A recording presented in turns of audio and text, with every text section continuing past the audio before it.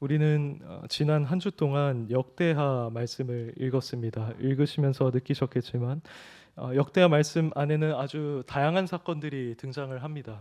그것은 주로 유다의 왕들과 관련이 있는 것이었죠. 솔로몬부터 시작해서 또 시드기야에 이르기까지 많은 왕들의 이야기가 등장을 했습니다. 그런데 역대하가 보여주고 있는 이러한 왕들의 이야기 가운데서 항상 강조되는 부분이 있었습니다. 그것은 하나님을 찾았는가 또는 찾지 않았는가 하는 점이었죠. 전반적으로 하나님을 찾았던 왕들은 하나님의 특별한 은혜들을 경험을 했었습니다. 대표적으로 여호사밧 왕은 평소에도 하나님을 찾았었지만 이방 민족들이 연합해서 쳐들어왔을 때 하나님을 더 열심히 찾았고 그때 기적적으로 그 전쟁에서 승리하는 것을 경험했었죠. 그리고 우시야 왕도 하나님을 찾을 동안에 그의 나라가 형통했다라고 말하고 있고요. 또 우리가 알고 있는 히스기야나 요시야 왕 같은 경우도 하나님을 찾는 아주 훌륭한 왕들이었습니다. 반면에 하나님을 찾지 않고 또 버렸던 왕들도 있었는데 이들은 형통하지를 못했고 오히려 재앙을 겪을 수밖에 없었습니다. 그 예로 르호보암 왕 같은 경우에 그의 나라가 견고하고 세력이 강해졌을 때 하나님을 버렸고 그 결과 하나님은 그를 애굽 왕 시삭의 손에 넘기셨습니다. 그리고 역대하 24장에 등장하는 요아스 왕도 하나님을 버리고 우상을 섬겼을 때 아람 군대의 정복을 당하게 됐었고요. 결정적으로 시드기야 때 유다가 멸망했던 원인도 사실은 그가 하나님을 버리고 그분의 말씀을 멸시했기 때문이라고 말할 수 있을 것입니다. 이처럼 역대하에 전반적으로 흐르고 있는 원리는 분명합니다. 그것은 곧 하나님을 찾으면 형통할 것이지만 하나님을 버리면 재앙을 받게 된다는 겁니다. 그런데 사실 이것은 어느 정도 이미 예고되고 있던 바였습니다. 우리가 역대하 6장을 보면 솔로몬이 성전 낙성식 때 하나님께 올려드리는 기도를 보게 되죠. 근데 여기서 하나님은 그 솔로몬의 기도를 들으셨다고 하면서 앞으로 유다 백성들이 하나님을 찾고 하나님을 섬기면 복을 주실 것이지만 하나님을 버리고 다른 신을 섬기면 그들에게 재앙이 임할 것이라고 말씀하셨습니다. 그러니까 이후에 등장하는 유다 왕들의 이야기는 사실상 이 하나님의 말씀이 그대로 성취된 것이라고 우리가 볼 수 있겠죠. 그러면 오늘 우리가 읽은 이 본문에 등장하는 아사 왕은 어떤 왕이었을까요? 우리는 오늘 본문으로 역대하 16장을 읽었지만 14장을 보시면 우리는 아사 왕이 하나님을 찾는 아주 선한 왕이었다는 사실을 알 수 있습니다. 14장 2절부터 제가 한번 읽어드리겠습니다. 아사가 그의 하나님 여호와 보시기에 선과 정의를 행하여 이방 제단과 산당을 없애고 주상을 깨뜨리며 아세라상을 찍고 유다 사람에게 명하여 그 조상들의 하나님 여호와를 찾게 하며 그 율법과 명령을 행하게 하고 또 유다 모든 성읍에서 산당과 태양상을 없애매 나라가 그 안에서 평안함을 누리니라. 이 말씀처럼 아사는 선과 정의를 행한 그런 왕이었습니다. 그는 우상을 없앴고 하나님을 찾았을 뿐만 아니라 다른 백성들도 하나님을 찾게끔 명령을 했습니다. 그래서 하나님은 그 결과로 그 나라의 평안함을 허락을 해 주셨죠. 여기까지만 보면 아사는 전형적으로 하나님을 찾고 형통했던 왕이었다고 볼 수가 있을 것입니다. 여기서 그런데 우리는 하나님을 찾는다라는 것이 정확히 무엇을 의미하는가를 좀 정리할 필요가 있습니다. 이것은 당연하게도 잃어버린 무언가를 수색한다는 의미는 아닐 것입니다. 그것보다는 하나님의 존재와 영광을 인정하고 하나님의 뜻에 순종하는 가운데 그분의 임재를 사모하며 그분을 바라는 삶, 그것이 바로 하나님을 찾는 삶이라고 할 수 있습니다. 아사 왕은 이런 의미에서 하나님을 찾는 자였고 그래서 형통함을 누릴 수가 있었던 것입니다. 본문에 등장하는 이 아사 왕의 모습은 우리 역시도 하나님을 찾아야 한다는 교훈을 주고 있습니다. 사실 이 구약 시대뿐만 아니라 신약 시대에서도 하나님을 찾아야 한다는 것은 분명하죠. 히브리서 11장 6절을 보시면 이런 말씀이 있습니다. 믿음이 없이는 하나님을 기쁘시게 하지 못하나니 하나님께 나아가는 자는 반드시 그가 계신 것과 또 그가 자기를 찾는 자들에게 상 주시는 이심을 믿어야 할지니라고 했습니다. 이 말씀처럼 하나님께서는 오늘 우리가 그분이 계시다는 것 그리고 그분이 자기를 찾는 자들에게 상 주시는 자라는 것을 믿기를 원하고 계십니다. 그래서 우리는 하나님의 존재를 믿고 그분을 열렬히 찾아야 한다는 것이죠. 실제로 우리가 하나님의 존재를 믿고 찾을 때 그분으로부터 상을 받게 됩니다. 여기서 말하는 상은 종말론적인 상으로 생각을 할 수도 있습니다. 예를 들면 구원이나 영생 같은 것을 말할 수도 있는 것이죠. 하지만 우리는 그것에 꼭 국한할 필요는 없습니다. 하나님은 분명 우리에게도 현세적인 상을 주십니다. 아사 왕이 하나님을 찾았을 때 그가 평안을 누렸던 것처럼 우리도 하나님을 찾을 때 하나님께서 주시는 그 평안을 누릴 수가 있습니다. 예수님은 이것을 세상이 주지 못하는 평안이라고 말씀하셨죠. 삼위일체 하나님의 능력을 아는 가운데 또 그분이 우리에게 주시는 소망을 인식하는 가운데 누리는 깊은 평안을 우리가 하나님을 찾을 때에 누릴 수가 있다는 겁니다. 또한 우리의 문제가 해결이 될 수도 있고요. 또 우리의 물질의 필요를 하나님께서 공급해 주실 수도 있습니다. 물론 우리는 기복주의적인 신앙을 경계해야 하겠지만 그렇다고 해서 이런 하나님이 주시는 복을 다 부인할 필요는 없습니다. 왜냐하면 역대하에 등장하는 왕들을 포함해서 성경에서 등장하는 수많은 인물들이 이러한 은혜를 실제로 경험했었기 때문입니다. 아마 성도님들께서도 지난 삶 가운데서 하나님을 찾는 가운데 이런 은혜들을 경험을 하셨을 겁니다. 실제로 우리가 기도하면서 그리고 말씀을 읽으면서 또 이렇게 예배하면서 우리에게 다가와 주시는, 우리가 그분을 찾을 때 만나 주시는 그분의 은혜를 경험하는 것은 매우 영광스러운 일이 아닐 수가 없습니다. 그런 한편 우리가 이렇게 하나님을 찾는 삶을 살아간다라고 해서 삶에 아무런 위기가 닥치지 않는 것은 아닙니다. 하나님께서 주시는 이 평안을 누리는 삶을 우리가 살아가다가도 우리에게 매우 큰 두려움을 주고 우리 삶을 통째로 흔들 만한 일들이 하나님을 이렇게 찾고 있는 진실한 성도들에게도 얼마든지 일어날 수 있는 일입니다. 본문에 등장하는 아사 왕도 바로 이 일을 겪었었습니다. 우리는 이것을 14장 9절 이하에 있는 내용을 통해서 알 수 있습니다. 본래 아사는 하나님의 은혜로 평안을 누리고 있었습니다. 그때 그들은 하나님을 기뻐했고 하나님도 그들을 기뻐하시는 아주 이상적인 관계 가운데 있었을 겁니다. 그런데 9절을 보시면 갑자기 구스 사람 세라가 그들을 치려고 합니다. 심지어 아주 큰 규모의 군대를 거느리고 왔죠. 여기서는 그의 군사가 100만 명이라고 하는데 100만 명이라는 숫자는 사실 굉장히 큰 숫자입니다. 그래서 이것은 물론 실제로 다른 이방 민족들을 데리고 와서 꾸린 숫자일 수도 있겠지만 아니면 말 그대로 1000 곱하기 1000으로 해서 성경 기자가 그 큰 숫자를 표현한 것일 수도 있습니다. 아무튼 분명했던 것은 이 숫자가 아사 왕이 감당하기에는 불가능한 숫자였다는 것입니다. 8절에 따르면 그들의 숫자는 그 100만의 약 절반에 불과했습니다. 이런 상황 속에서 아사는 두려워서 떨었을 것이 분명합니다. 10절 말씀처럼 그가 골짜기에서 전열을 갖췄을 때 세라의 군대가 얼마나 많은지를 보았을 것이고 이대로 가다간 자신이 패배할 것이라는 사실을 직감했을 것입니다. 근데 이것은 아사 입장에서 이해할 수 없는 일이었습니다. 그는 성과 정의를 행했고 하나님을 찾았고 하나님께서 주시는 평안도 누리고 있었습니다. 그가 다른 왕처럼 우상을 섬기거나 죄를 지었던 것도 아니었습니다. 그런데도 하나님께서는 보통 죄를 짓는 자들이 당하는 재앙을 이 아사 왕에게 허락하는 것처럼 보였다는 겁니다.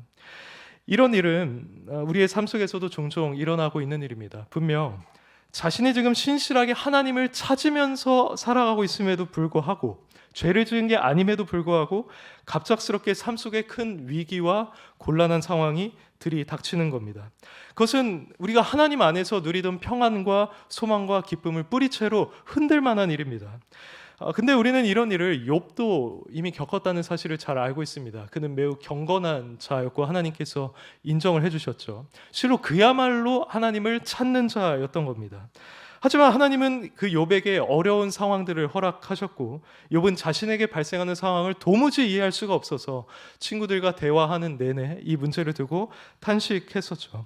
여기서 제가 말씀드리고 싶은 요점은 우리가 아무리 하나님 앞에서 신실하게 살아가고 있다고 할지라도 우리 삶을 흔드는 위기와 곤란한 상황이 발생할 수가 있다는 겁니다. 하나님의 특별한 섭리로 말이죠. 그렇다면 이런 때에 우리는 어떠한 태도를 취해야만 하겠습니까? 여기서 우리는 두 가지를 생각할 수 있습니다. 하나는 이 모든 상황 속에서 좌절하고 모든 것을 포기하는 겁니다. 그리고 하나님을 원망하는 것이죠. 마치 광야의 이스라엘 백성들처럼 행동하는 것입니다. 물론 이것은 성경에서 금하고 있는 것이기 때문에 우리가 취할 태도는 아닙니다. 또 다른 하나는 그처럼 낙심되고 좌절스러운 상황임에도 불구하고 그동안 하나님을 찾아왔던 자신의 그 태도를 굳게 지키는 것입니다. 현실적으로는 도무지 해결될 소망이 없어 보이고 답이 나오지 않을 것 같은 상황임에도 불구하고 하나님이 살아계시다는 것과 그분이 자신을 찾는 자들에게 상 주시는 이심을 믿으면서 그렇게 하는 겁니다. 아사 왕은 후자를 택했습니다. 그가 어떤 식으로 하나님을 찾는 태도를 견지했는가는 11절에 있는 인상적인 기도문을 통해서 나와 있는데요. 이 11절을 한번 읽어주시기를 바라겠습니다. 아사가 시작.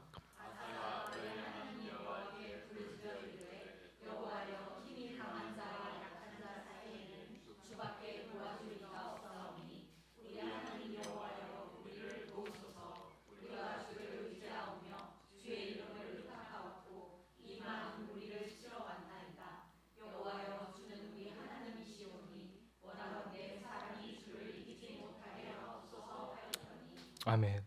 이 기도를 통해서 알 수 있듯이 아사는 세라의 군대가 상당히 강하고 자신의 군대는 약하다는 것을 인식하고 있었습니다. 근데 그럼에도 불구하고 이 말씀에서 우리가 주를 의탁하고 이 많은 무리를 치러 왔나이다라고 하는 것처럼 아사는 전열을 갖추었습니다. 이것은 그들과 전투를 하겠다는 분명한 의도를 보여주는 행동이었죠. 사실 인간적으로나 전술적인 관점으로 봤을 때 아사의 이런 행동은 상당히 무모한 것이었습니다.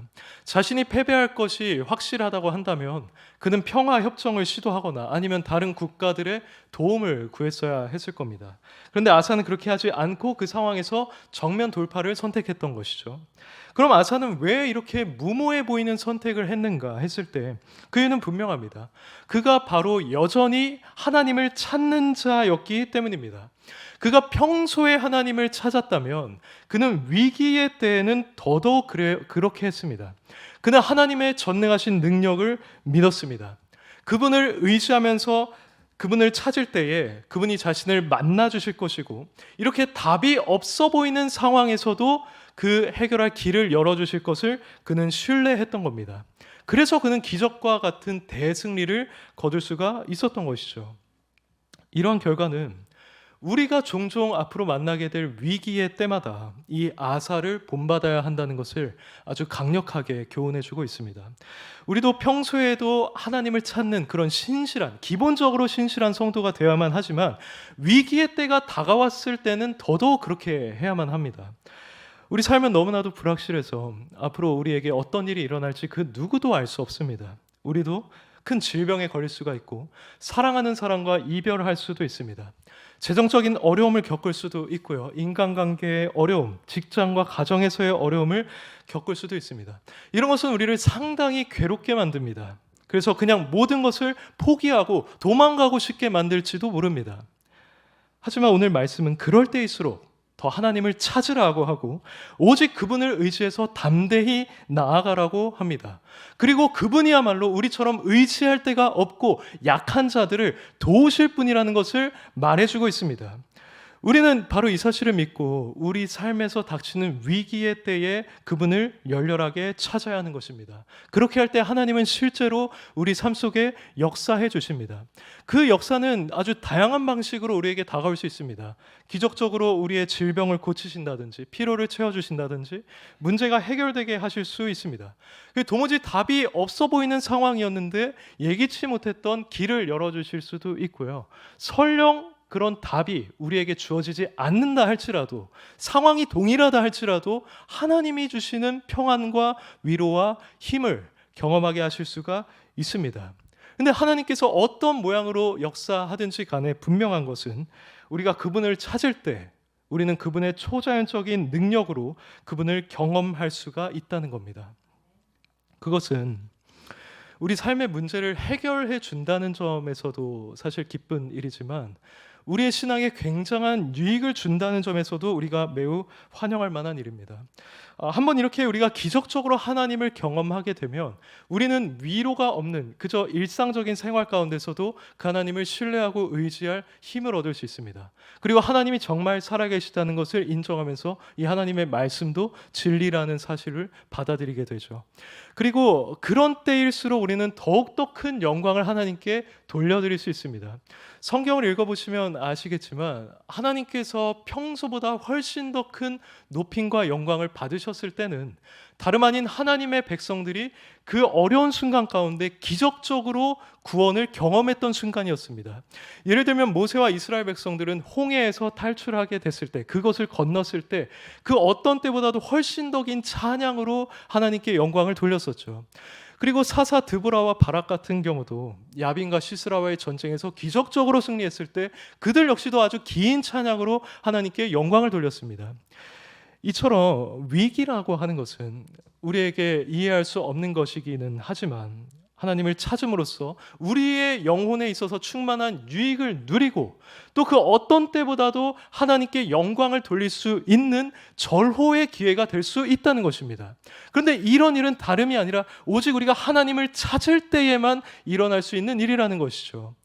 그러므로 우리는 이 짧고 불확실한 인생 속에서 위기의 순간을 만날 때마다 반드시 하나님을 찾아야 한다는 사실, 그럴 때일수록 평소보다 더 그분을 찾고 의지해야 한다는 사실을 우리는 기억해야 합니다. 이 성경의 역사 속에 등장하는 여호와 하나님은 지금도 살아계십니다. 그분은 지금도 이 만물을 다스리고 유지하고 계시고 저와 여러분의 호흡을 지금도 주장하고 계십니다. 참새 한 마리도 그분의 뜻이 아니면 떨어지지 않습니다. 그런데 우리가 믿어야만 하는 사실은 그 하나님이 바로 우리의 아버지가 되신다는 것이죠. 민수기 말씀에 따르면 그분은 우리를 지키시기를 원하고 우리에게 평강 주시기를 원하고 우리에게 은혜 베풀기를 원하시는 그러한 하나님입니다. 그만큼 그분은 우리를 얼마든지 도울 의지를 갖고 계시며 우리가 방금 찬양한 것처럼 아주 어려운 상황 속에서도 모든 것이 합력하여 선을 이루게 하시는 하나님이시라는 겁니다. 그러므로 여러분이 처하게 된 상황이 앞으로 어렵다고 할지라도 또 도무지 답이 없어 보이고 모든 것을 포기하고 싶은 것처럼 느껴지는 그런 때에라도 본문에 등장하는 이 아사왕처럼 전심으로 하나님을 찾으시기를 바랍니다. 그분께 간절히 기도하시고 이 말씀을 읽으면서 예배하는 가운데 그분의 능력과 그분의 임재를 사모하시기를 바랍니다. 만약 여러분이 전심으로 그분을 찾는다면 여러분은 그분의 초자연적인 능력과 개입을 경험하게 될 것이고 그분의 그 사랑스럽고도 부드럽고 섬세한 손길로 인해 주어지는 위로와 평안을 여러분은 경험하게 될 것입니다. 그리고 그 경험은 여러분들에게 있어서 다른 무엇과도 바꿀 수 없는 신앙의 큰 자산이 될 것이고 다른 때보다도 훨씬 더 큰 영광을 하나님께 돌려드릴 수가 있을 것입니다. 제가 지금까지 말씀드린 내용은 우리가 본문에 등장하는 이 아사의 이야기를 통해서 얻을 수 있는 기본적인 교훈이라 할 수 있습니다. 여기까지만 보면 아사의 삶은 하나님 앞에서 아주 훌륭했던 것으로 보입니다. 그런데 아사의 이야기는 여기서 끝나지 않습니다. 우린 지금까지 14장에 있는 내용을 살펴보았는데요. 이어지는 15장, 16장에서는 분위기가 다소간 달라집니다.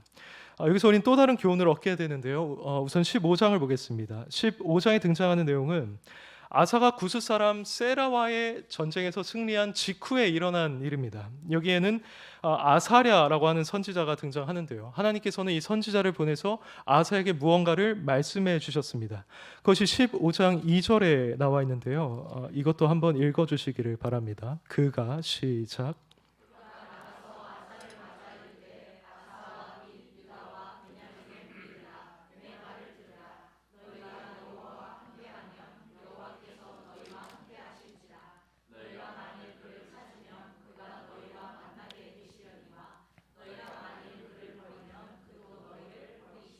아멘. 이 말을 요약하자면 아사 너는 하나님을 신실하게 찾는 이 태도를 계속해서 견제해야 한다. 그렇지 않으면 너도 재앙을 당할 수 있다라는 겁니다. 이러한 경고의 성격을 띤 아사랴의 말은 방금 기적적인 승리를 경험했던 아사에게 상당히 적절했다고 볼 수 있습니다. 왜냐하면 지난 이스라엘 역사를 돌아봤을 때 아사처럼 이 하나님의 기적적인 은혜를 체험하고도 시간이 지나면서 점차 하나님을 잊어버린 경우들이 많았기 때문입니다. 우리는 그것을 사사시대에서 발견할 수가 있죠. 이 사사시대에 있던 이스라엘 백성들은 우상을 숭배를 했습니다. 그러다가 하나님의 심판을 받고 압제를 받았죠. 그리고 그 압제 가운데서 그것이 너무나 괴로워서 회개하고 다시금 하나님을 찾을 때 하나님은 사사를 세워주셔서 그들로 하여금 구원을 경험하게 하셨습니다.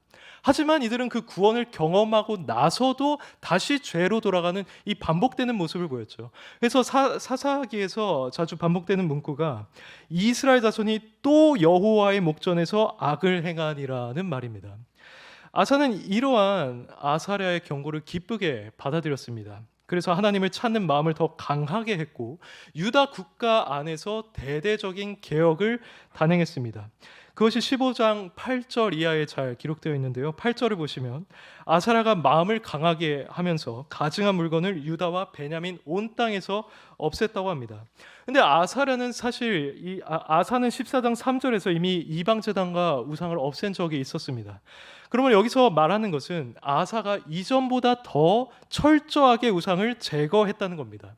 이것은 그가 에브라임 산지에서 빼앗은 성읍들에서까지 우상을 없앴다는 사실을 통해서도 알 수 있습니다. 이전보다 더 범위를 넓혀서 자신의 영향력이 끼치는 곳이라면 어디든 개혁을 시행했던 것입니다. 근데 아사의 이런 철저한 개혁은 다른 부분에서도 나타나고 있습니다. 그가 이전에 유다 사람들을 명령해서 하나님을 찾게 한 적이 있었죠.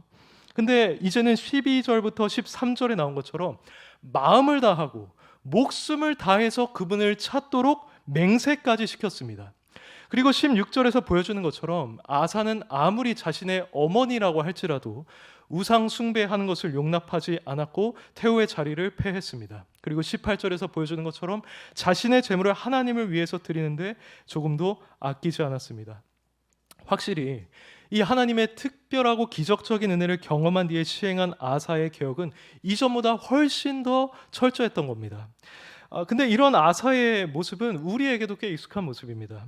일반적으로 사람들은 자신의 삶 속에서 하나님의 특별하고 놀라운 은혜를 경험하고 나면 그 마음이 아주 부드러워져서 이전보다 더 철저한 개혁을 자신의 삶 속에서 단행하기 시작합니다.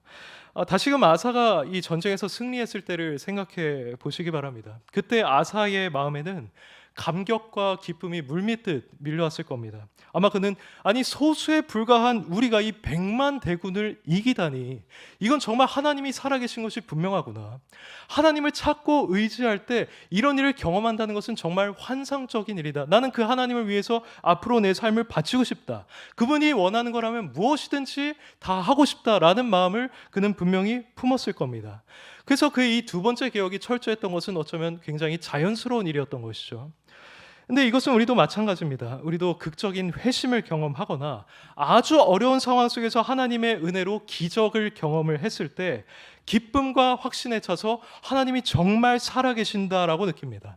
그래서 이 아사가 그러했던 것처럼 삶 속에서 이전보다 훨씬 더 철저한 개혁을 단행하기 시작합니다. 물론 우리도 죄악을 이미 미워하고 있었습니다. 삶에서 죄악을 제거하려고 했었습니다.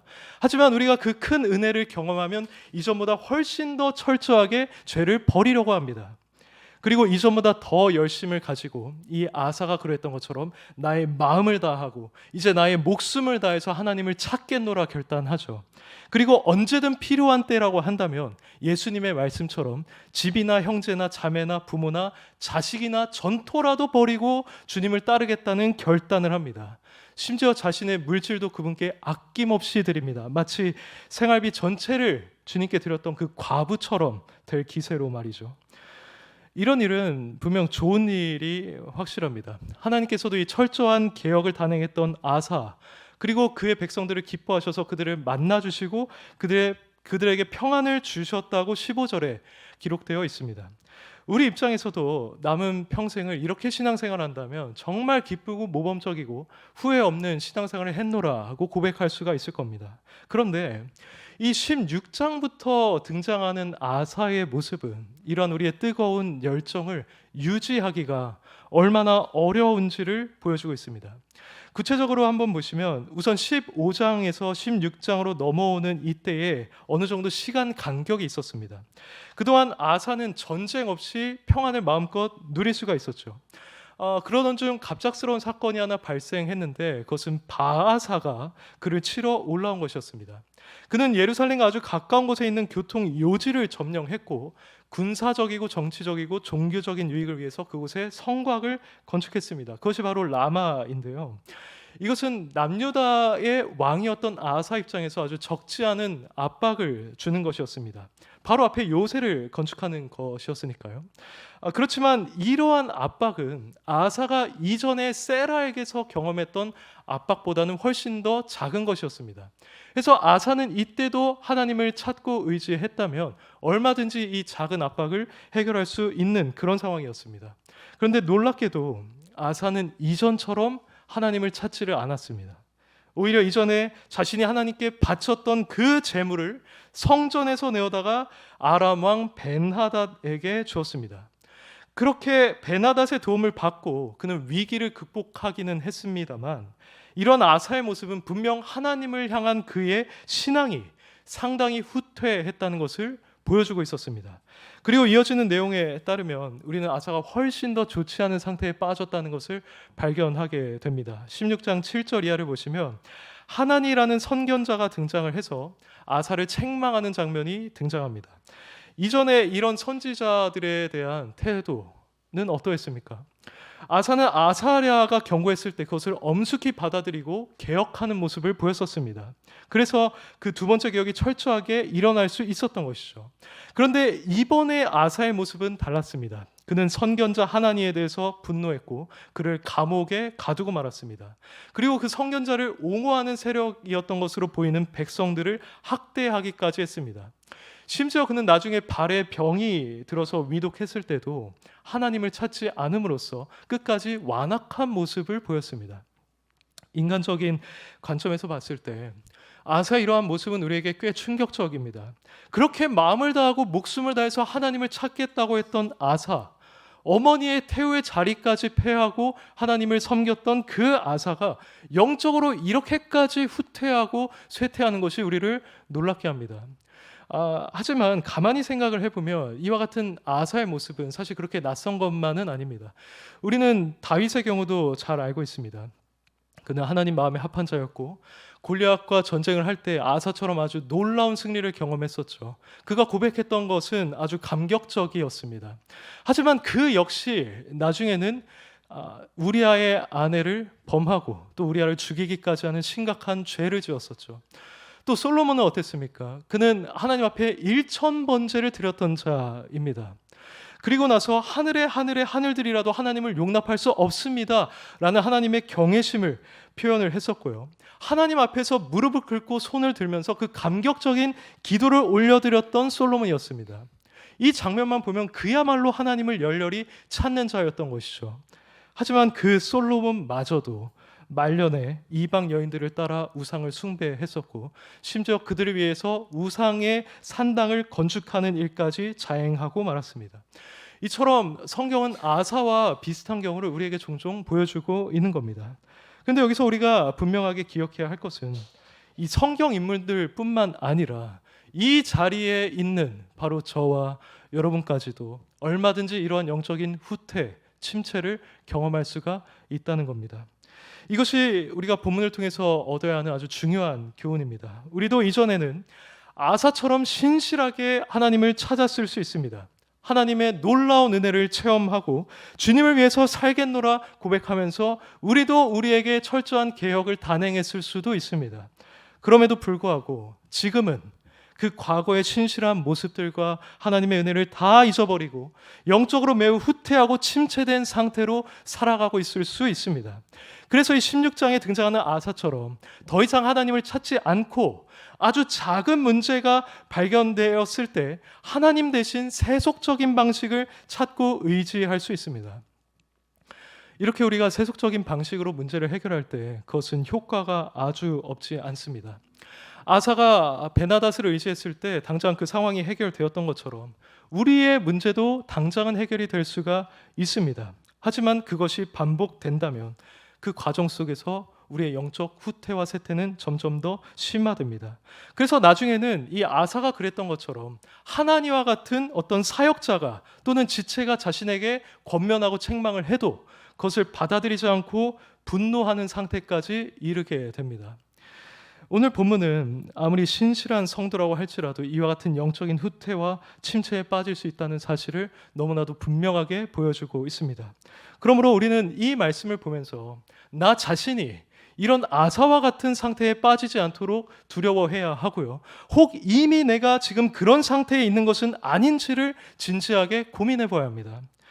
현재 성도님들은 어떻습니까? 아마 여러분들도 이전에 열렬히 하나님을 찾았고 그분께서 베풀어 주신 은혜들을 경험했을 것입니다. 근데 그때 여러분이 가지고 있었던 감격, 하나님을 향한 사랑, 그분의 임재를 향한 사모함, 그분을 의지하는 것이 지금까지 여러분에게 남아 있습니까?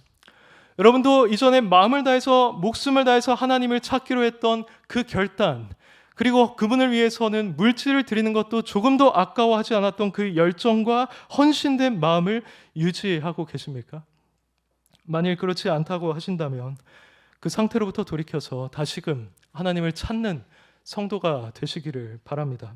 과거에 그 하나님을 사랑하고 그분의 임재를 사모했던, 그분을 전적으로 신뢰하고 의지했던 마치 그 순수한 어린아이와 같은 신앙으로 우리는 항상 돌이킬 수 있어야 합니다.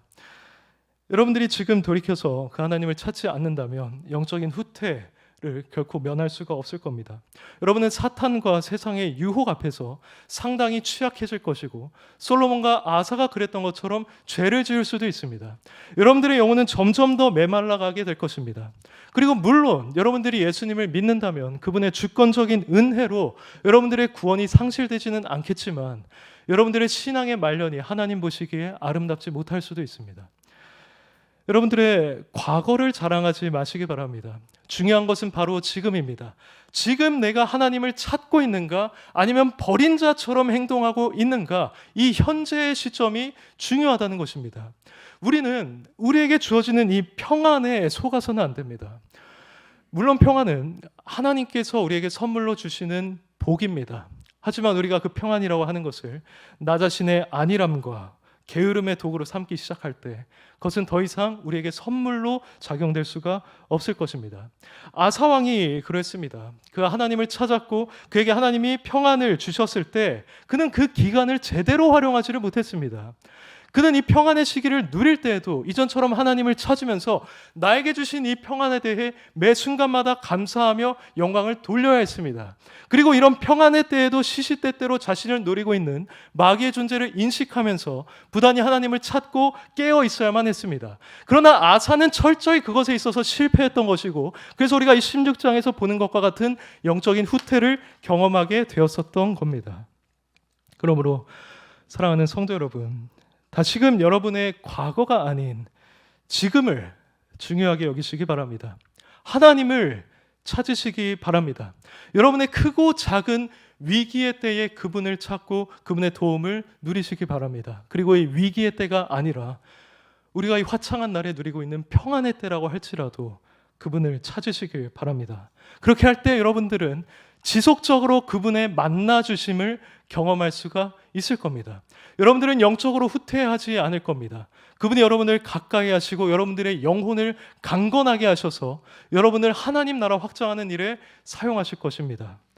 그럼 우리는 우리의 인생의 말년까지 그분과 아름답고 달콤한 교제를 누릴 수가 있을 것이고 그분께 영광 돌리는 삶, 그리고 이 아사처럼 후회하지 않는 삶을 살아갈 수가 있게 될 것입니다.